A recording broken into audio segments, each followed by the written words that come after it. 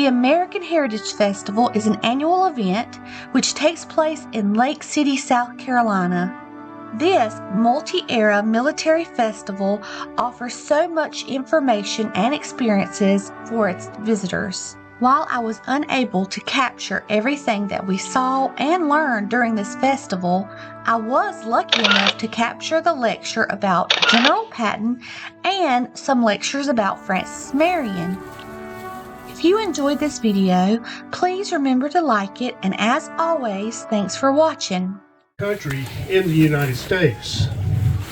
So my focus is western South Carolina, but we have definite roots and there were definite effects with what was happening here in the low country of South Carolina. So my namesake and my fourth great grandfather was Henry Durant. And the entire time that I was growing up as a child, my grandparents were telling me that I was descended from Major Henry Durant. And I was really excited about that. And about 10 or 15 years ago, I started to look for more detail on Major Henry Durant. And I started looking at the rosters and so forth, and there was no information whatsoever about Major Henry Durant. So, a few years ago, 5 or 10 years ago, I was able to find a roster of Marion's men. And I looked through, and there were 500 names on this list. And I looked through, and he wasn't a major, he wasn't a captain, he wasn't a sergeant. Finally, I got down to the bottom page of the list, and there he was, Henry Durant. And there was 3 words beside his name. And the first word was private. So my family had promoted Henry Durant. But that's okay. The second word was scout. And I thought, well, that's pretty neat. I'm descended from a scout for Francis Marion. And then I read the third word, and it was spy. Now, how cool is that? I'm descended from a spy for Francis Marion. Of course, spy meant a different thing back then. A spy, basically, during those times, was nothing more than a scout. But we do have an indent that Henry Durant presented in 1785, stating that he served for 193 days under the command of Francis Marion. This is over a 2.5 year period. So what days, what battles? We only know where he was on one particular day, and this is July the 20th, 1780. Now during this time, Francis Marion was not involved in the Revolutionary War. He had a severely broken ankle, and he was at home recuperating. So he went home to recuperate, and he was not in Charleston when Charleston fell on May the 12th, 1780. So he's out of it because he is injured. Henry Durant was captured when he was in Charleston. He was in the militia, and because he was in the militia, he took advantage of the June the 1st proclamation, which Henry Clinton gave, and it stated that if you are in the militia and you lay down your arms and you go home and you remain there, you will be treated as a neutral for the rest of the war. And the militia liked that.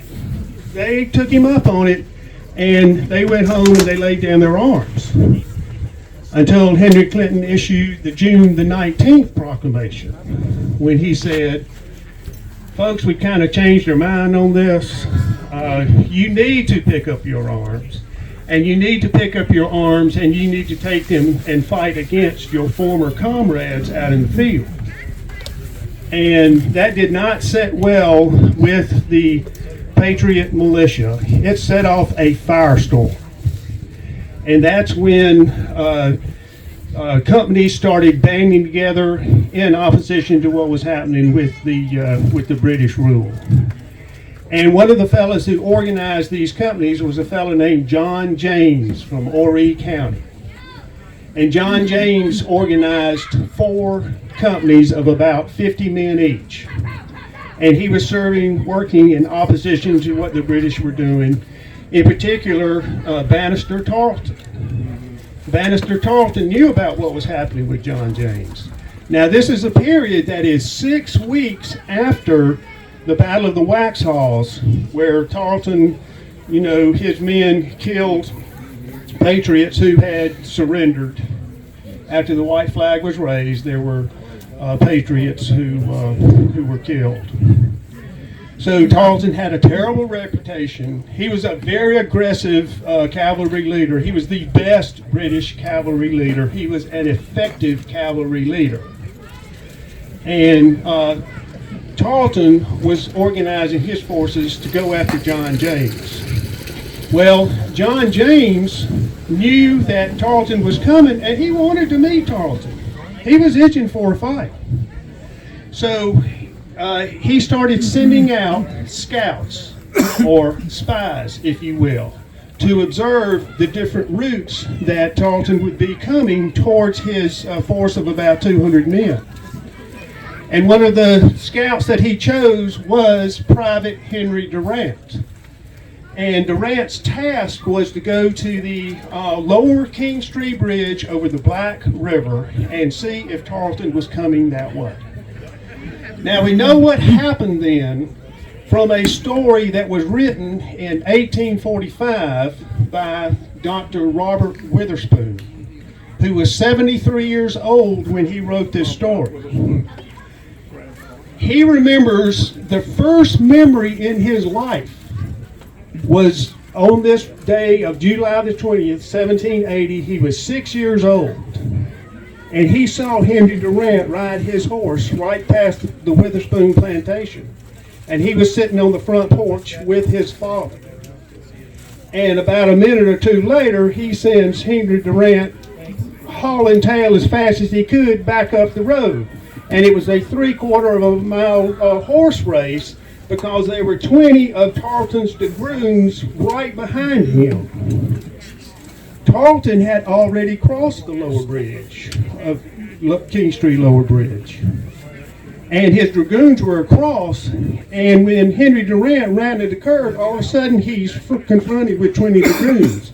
So he turned around and he runs with the utmost speed until he got to a cornfield across the way from the plantation house. And Henry Durant jumped off his horse, and with the speed of a hunted stag, and this is a quote, with the speed of a hunted stag, he ran through a cornfield covered in pea vines. That's the way they grew corn back then, and that's the way they grew peas. The corn stalks supported the pea vines, and that is a thick mass.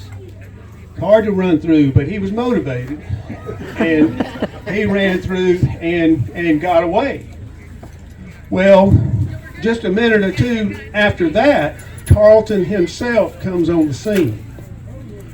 And Tarleton's riding his horse. He rides his horse up the steps onto the front porch, and he pulls out his sword. And he points it at Robert Witherspoon's father and says, "Where is that spy? Where is that spy? If I find him in your house, I will hew you down." And he's brandishing his sword as he's saying this. And so Mr. Witherspoon says, "Well, I don't know where he is. You guys that chased him off, you tell me where he is. But there's a fellow waiting for you about 5 miles down the road down there. It's John James."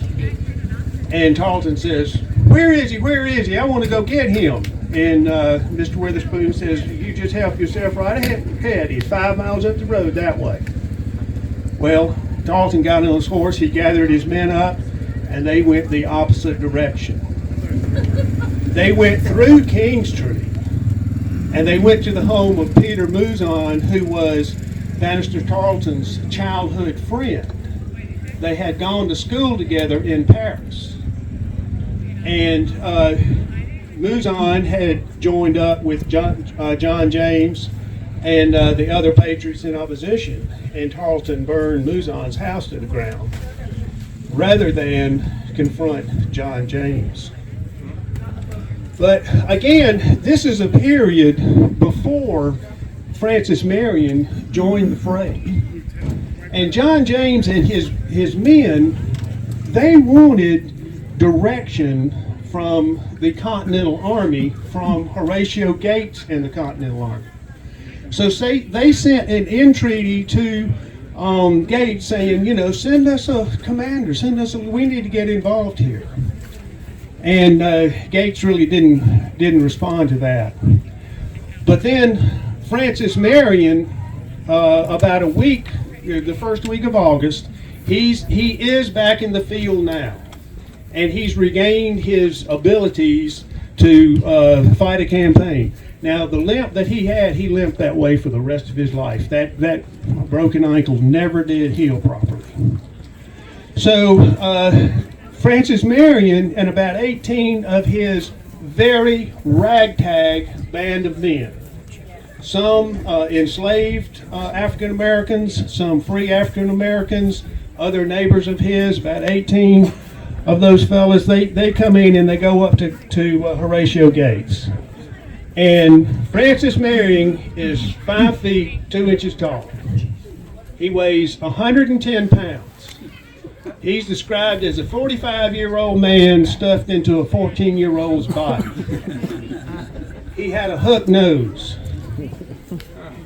But one feature, you knew you were absolutely in the presence of a leader of men. Francis Marion is described as having black eyes. But when you looked in those eyes, you knew you were talking to a leader. And Gates looked at Francis Marion, all 5'2" and walking like this, and says, I see you've come to help us. Well, why don't you go join up with John James' band over there and provide us some good intelligence? And you be, a scout for me. And he sends Gates off. He sends Marion off. And that's when Marion joined up with John James and those companies from Horry County and those companies from all around this PD area. People from right here joined up with Francis Marion. And the first action that Francis Marion and his merry band had was about a week after the Battle of Camden. And I think all of y'all know what an absolute disaster the Battle of Camden was. It was the lowest point in Patriot forces in the state. Charleston had fallen May the 12th. Gates's army was decimated on August the 16th. And a week later, Cornwallis had 600 prisoners, and he was going to send them to Charleston in 4 different groups, 150 men at a time. And the first group of men who was coming down was 150 Continental soldiers from Maryland and Delaware.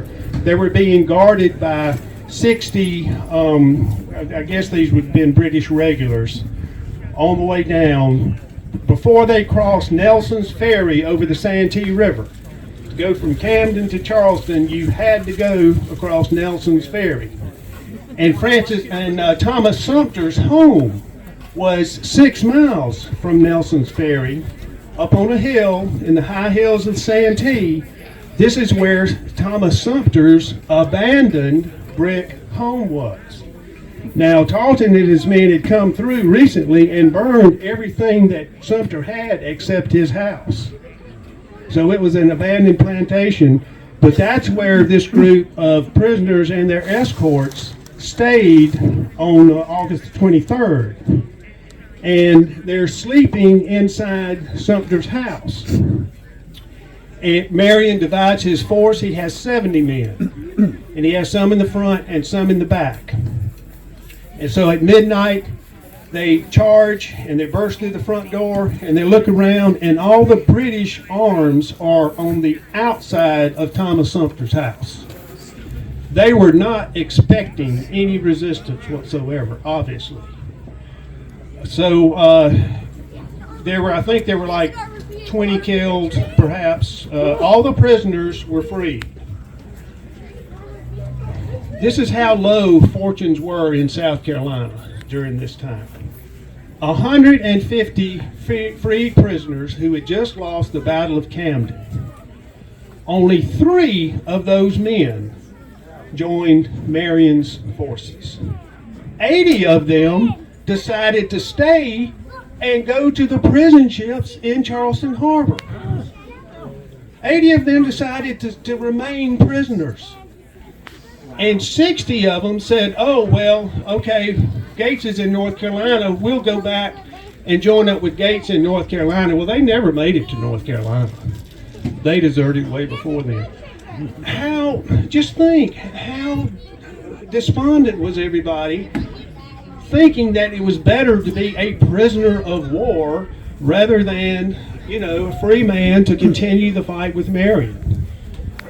So, that's what they were faced with. Thank goodness, 3 days later, of course, is the Battle of Fishing Creek, where Sumter got terribly beaten. You could say that was the worst period in time, 3 days after Camden. But August the 19th, that's when the Battle of Musgrove Mills occurred in the backcountry of South Carolina, where 200 patriots under Elijah Clark, Isaac Shelby, and James Williams defeated 500 loyalist militia at the Battle of Musgrove Mill. So now all of a sudden the entire picture has changed, and there is a ray of hope in the Patriot forces. In the backcountry, our most noted battles, 96th District, Musgrove Mill, Kings Mountain, Blackstocks, Cowpens. Where's Francis Marion in these battles? He's nowhere around. But the better question is, where was Weems and Watson and Tarleton during these battles? They were not with Cornwallis and Tarleton. They were stuck in the low country of South Carolina, keeping an eye on Francis Marion. If it hadn't been for Francis Marion doing his thing down here, behind enemy lines, then the Loyalist and British forces in the backcountry would have been doubled in size. So we have a huge debt of gratitude to Francis Marion, as I'm sure all of you realize. Does anybody have any questions?